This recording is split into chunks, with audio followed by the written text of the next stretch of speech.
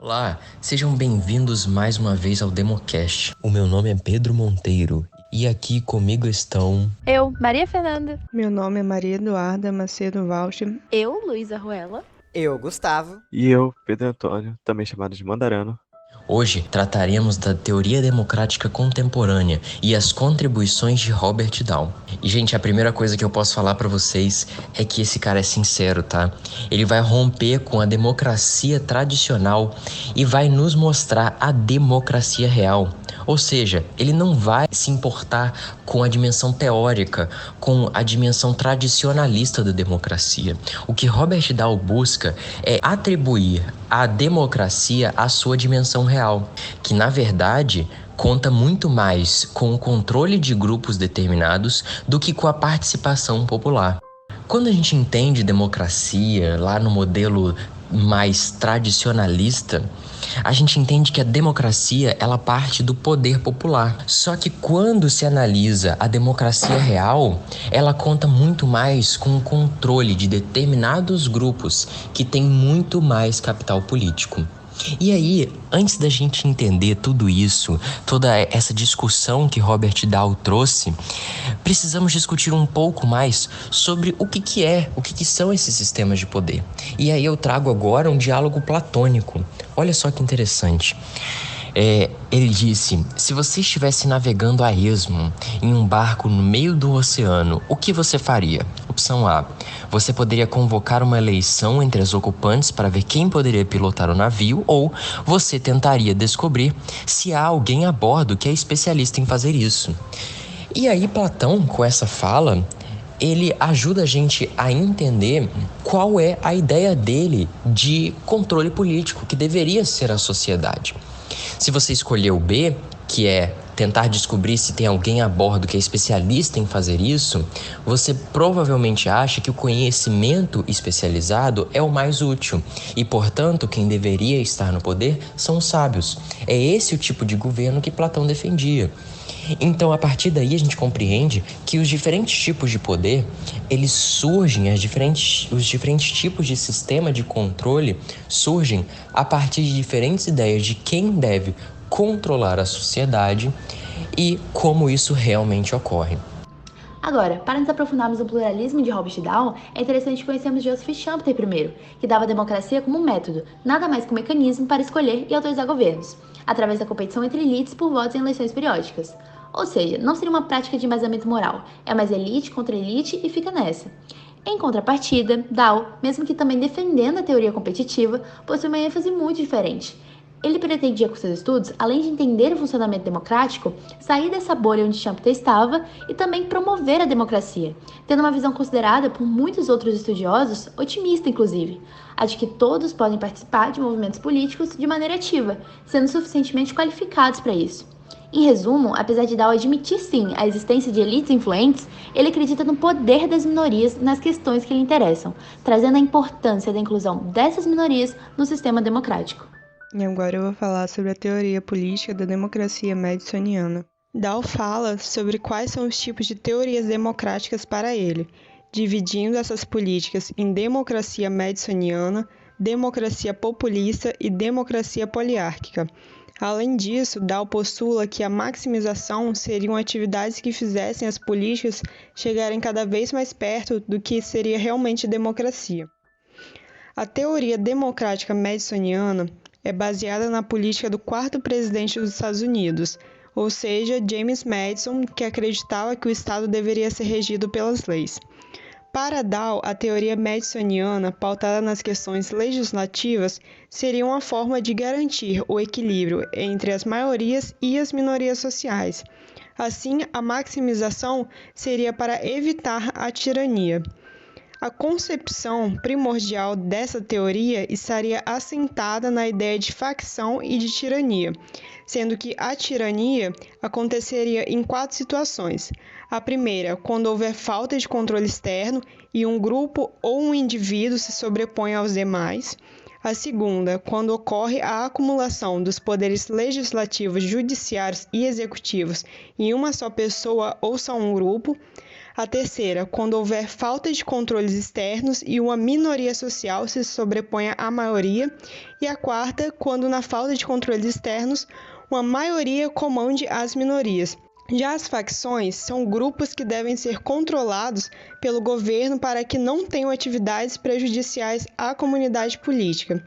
Entretanto, por máximo que Dow ele afirme a teoria madisoniana, ele critica o fato de que Madison acreditava que poderia haver repúblicas que garantissem os mesmos direitos para todos os cidadãos, ao mesmo tempo que Madison acreditava que deveria haver vantagens econômicas e de poder e de status em alguns grupos de minoria para que esses tiverem um crescimento temporário. Outro conceito abordado no artigo é a democracia populista, que representa uma democracia com ampla participação popular. Igual citado anteriormente, Dow trabalhou com as ideias de maximização e método descritivo para analisar essa forma de governo. De forma que a máxima seria atingir a igualdade política e soberania popular, e a forma para se alcançar essa máxima é o método descritivo, que visa analisar de forma mais minuciosa as organizações sociais denominadas democráticas e as suas semelhanças e diferenças. As principais semelhanças entre elas são a igualdade no voto, de forma que o voto de um indivíduo não se sobrepõe ao outro e a vontade da maioria é a vencedora. Essas semelhanças, entretanto, geraram alguns questionamentos por parte de Dow, como, por exemplo, e se os eleitores não tivessem preferência alguma? No caso de um empate, o que seria feito? A decisão será realmente legítima se a diferença de votos for pequena? Por que com a maioria que prefere fracamente um candidato A ganha frente a uma minoria que prefere intensamente um candidato B? Dow procurou representar esses conceitos empiricamente, mas ele os considerava muito utópicos. E ele realmente tem um ponto, afinal, será que a gente vive realmente numa plena democracia? Um governo que ameaça instaurar uma ditadura frente a reivindicações populares é de fato um governo democrático em primeiro lugar? Quais são os interesses representados e quem que representam eles? Visto que nem a população preta, indígena, LGBTQIAPN+, está em extrema desvantagem nos governos. Por isso, é essencial que nós votemos em candidatos que representem essas minorias sociais. Atualmente, uma figura muito importante é a Erika Hilton, deputada do estado de São Paulo, que foi eleita a segunda melhor deputada do país e que tem se preocupado, em representar as minorias sempre nas câmaras. E não sejamos inocentes. Essa má representação das minorias é proposital. Porque quanto menos representação, menor é o número de reivindicações feitas pelos trabalhadores, o que beneficia diretamente a burguesia que cresce justamente sobre a exploração desse proletariado. Ou seja, o limite de uma democracia dentro de uma sociedade capitalista está no ponto onde os interesses da burguesia estejam ameaçados. Então, restringe-se apenas ao capital. Bom, então, continuando os conceitos, eu vou falar um pouquinho sobre a democracia poliárquica. A democracia poliárquica, ela nos vem a partir de um questionamento entre os métodos de maximização e os métodos descritivos já descritos anteriormente. Ou seja, Dow vai pegar ali e vai fazer um questionamento para si mesmo. Seria possível combinar em uma única concepção teórica tanto os aspectos normativos quanto empíricos da democracia? Bom, e é então que em 1956 esse conceito nos é exposto pela primeira vez na obra intitulada A Preface to Democratic Theory, onde o autor vai examinar os três tipos representativos da teoria democrática e vai demonstrar esse com os conceitos mais concretos ali. Dow, portanto, constrói essa alternativa porque ele vai partir do pressuposto de que as condições da ordem democrática, elas derivam de pré-requisitos sociais. Dow vai dizer ainda que a principal vantagem dela é que ela pode ser aplicada às investigações das democracias reais. Isso porque ele encarava as teorias madisoniana e populista sendo inadequadas para os dias atuais, sendo, portanto, a sua teoria da democracia como poliarquia apresentada como um modo de substituição mais adequado para elas, sendo, portanto, uma teoria da democracia moderna e explicativa.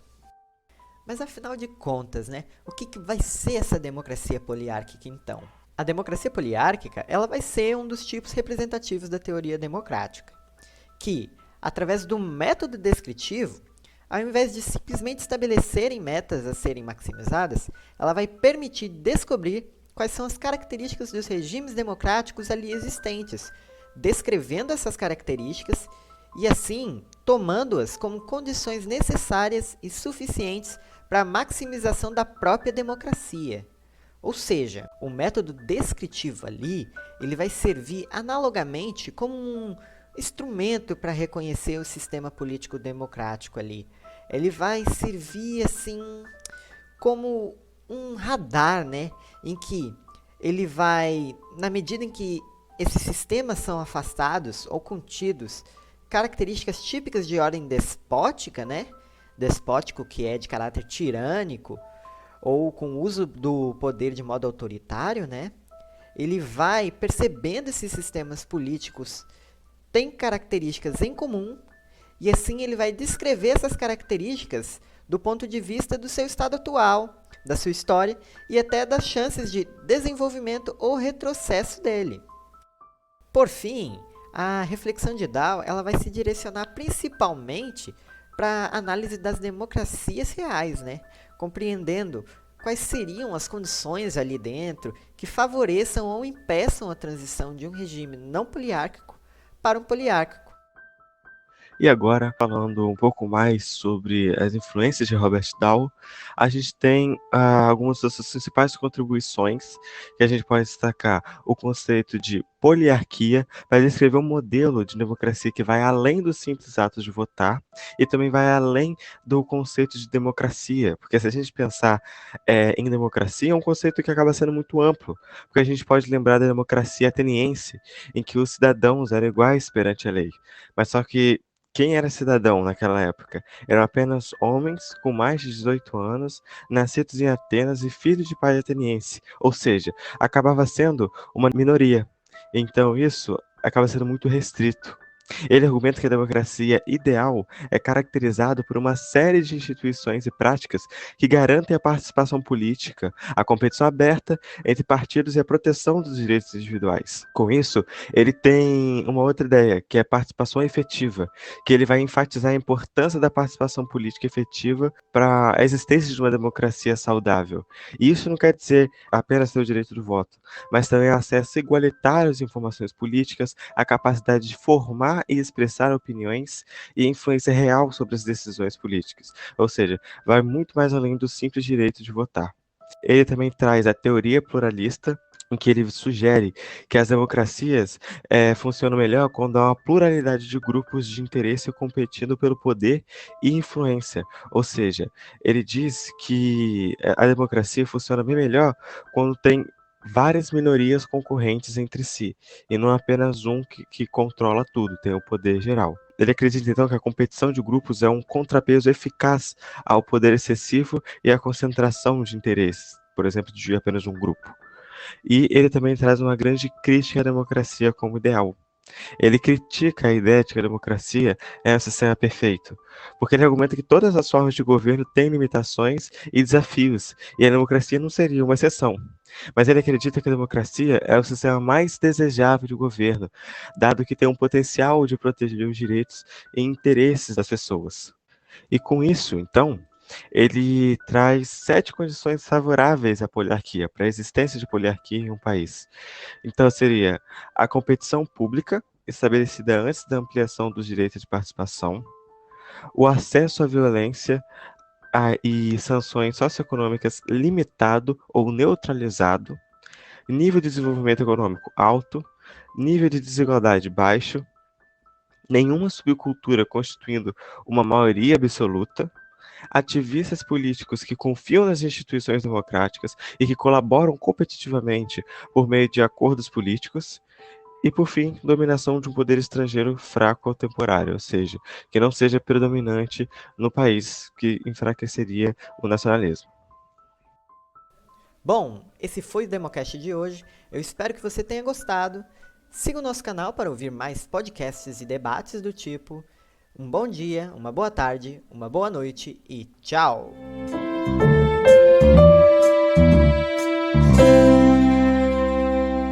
Democast.